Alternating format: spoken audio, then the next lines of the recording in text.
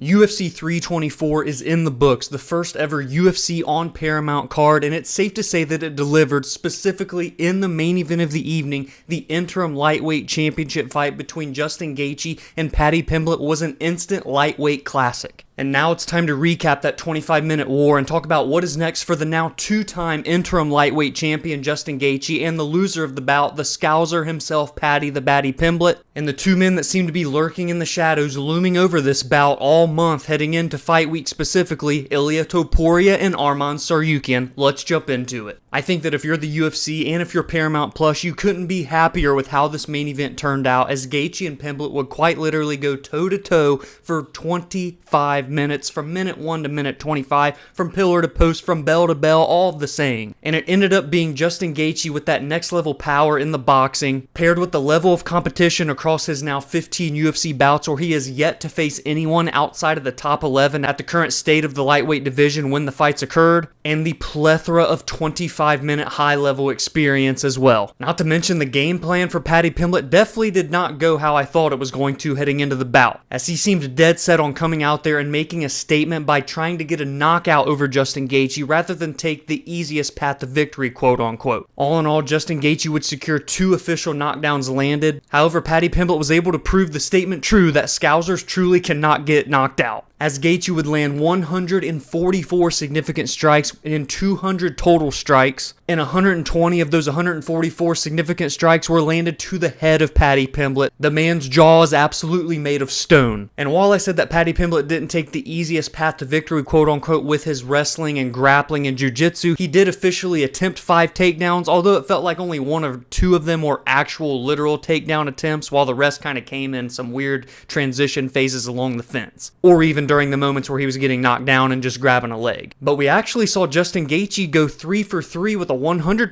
takedown accuracy and rack up 5 minutes and 55 seconds of control time, so he really was doing everything. He was checking all of the boxes in order to keep Paddy Pimblett at bay and not allow him to take over this fight outside of what I felt was only a 1-round victory for Paddy, round number 3. The only other close round that I felt you could have gave to Paddy was round 5, so I definitely could see a 48-47 as well, but it was pretty clear at the end of this bout that Gaethje was absolutely the right man to become the interim champion and get the nod on the scorecards. And as for the storylines heading into this bout, for Justin Gaethje, just having turned 37 in November 2 months ago, he proved that he can absolutely still hang with the best of the best in this division and take their best shots, mind you, because Paddy Pimblett landed 156 significant strikes and 170 total. It wasn't like this was some clean sweep for Gaethje by any means. But not only can Gaethje take the big shots from Paddy Pimblett and continue to press forward without really ever being injured that badly, but he can still press a pace for 25 minutes even at 37 years old, and he absolutely put a halt to the 31-year-old out of England's momentum, as prior to this bout he was 7-0 in the UFC and on a 10-fight win streak overall. And now all of a sudden you take a look at the state of Justin Gaethje's career, and he's won 4 of his last 5 bouts, 2 victories against Rafael Fiziev, a head kick knockout against Dustin Poirier, and now this decision win over Paddy Pimblett. He is still getting the job done, and he has now positioned himself as a history maker, the only 2-time interim champion in UFC history over the 30-plus years of being in business, and he has set himself up with a date with the number 2 ranked pound-for-pound fighter in the world, Ilia Topuria. And in the immediate aftermath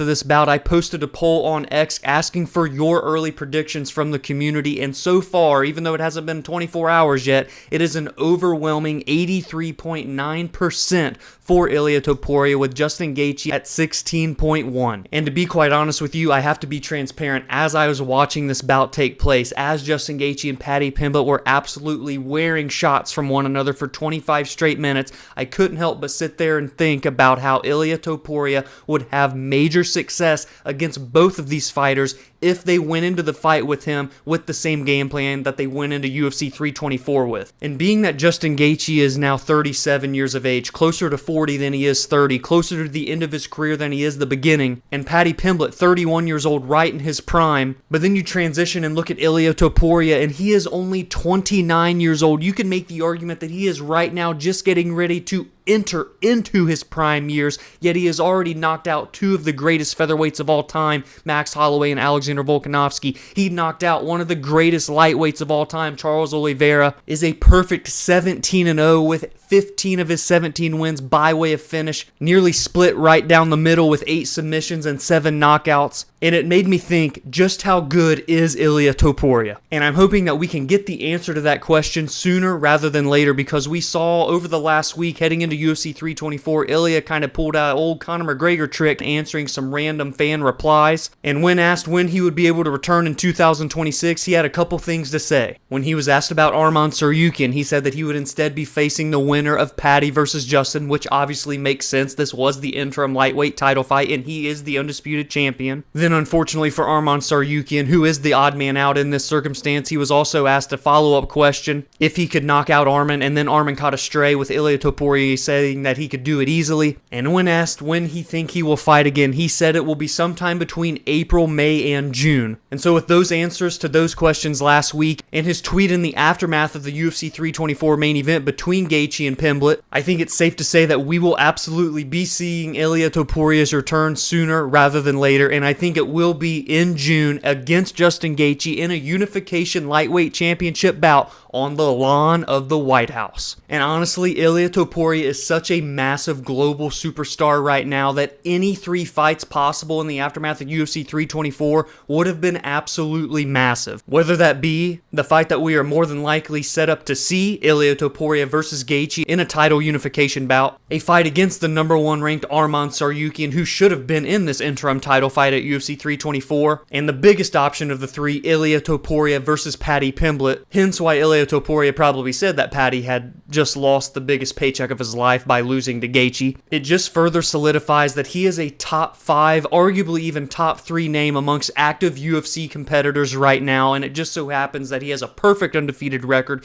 ready to enter his prime, represents Spain and Georgia, has 2 massive countries in his following. He's got the look, he's got the swagger, and he has the aura. I feel a little bit cringe saying that word, yes, but it's just simple facts. All eyes will be on Ilia Topuria when that highly anticipated return happens, and now it looks like it will be against the 2-time interim lightweight champion Justin Gaethje in a fight that is absolutely guaranteed to deliver, just like his fight with Paddy Pimblett did last night. And then quickly for the loser of this bout, Paddy Pimblett, and the odd man out, Arman Tsarukyan, what does the result of UFC 324 mean for them? First, for Paddy, this was the first time we obviously saw him falter in the UFC, and he's going to have to take an extended hiatus after the damage that he took, but I would like to see him fight before the end of 2026, because in 2025, 2024, and 2023, we only saw him fight 1 time respectively in each of those years, so I would love for him to fight 2 times at least in 2026 if he is able to physically. Now, as for who that fight could come against, I think he's going to have to let a couple of things play out in this lightweight division first, because after this bout against Justin Gaethje, one of the other fellow biggest names in the 155-pound division and in the UFC in general, I don't feel that Paddy Pimblett is just going to go down and fight someone like a Beneil Dariush, for example. Instead, he is going to have to fight someone with a relatively big name, someone like maybe a Dan Hooker if he wins, or even if he loses at UFC 325 next week. Or the loser of Charles Oliveira versus Max Holloway in March, I could get down for that scrap. And a third option could be against the #1 ranked Arman Tsarukyan. And while I would love that fight to take place, I would love all of the trash talk and the build that would take place in heading into that bout, I do not want that to be next for Arman Tsarukyan, because the man has done more than enough to get a crack at lightweight gold. I know what happened last year in January. He had the back injury. He had to pull out at UFC 311 one day before. But he more than made up for that and paid his dues back to the UFC by weighing in successfully as the backup in June under the Ilia Topuria and Charles Oliveira vacant title fight. Then he main evented, proved that he could put the UFC on his back in Qatar, the first time that they ever held an event in that country. And not only did he make weight successfully, he went into that event, got a victory, and absolutely decimated Dan Hooker with a 2nd round finish. Not to mention that over the last year or so, he is turning into a superstar in his own right, building his brand, building his social media, turning himself into a household name in the mixed martial arts community. He needs to be sitting front row at the White House, and he needs to be next for the winner of Justin Gaethje versus Ilia Topuria in the back half of 2026. No ifs, no ands, no buts. And so now I turn it over to you. I turn the discussion to you. I want to get your thoughts and your opinions and your reaction to this UFC 324 main event, this all-time lightweight classic that we got to see. With Justin Gaethje continuing to find success and turning back the clock, what do you feel his odds are of beating Ilia Topuria in their title unification bout midway through 2026? Fingers crossed, at least. Do you think that he has a good chance, or is it just that one-punch knockout power that he's going to have to rely on? Or do you just think that Ilia Topuria will return and absolutely make a statement? Also, be sure to let me know what you thought of Paddy Pimblett's performance in this bout and what you think could come next for him in the aftermath of his first UFC loss, and for the odd man out, Arman Tsarukyan. Are you in agreement with me that he should just continue to wait,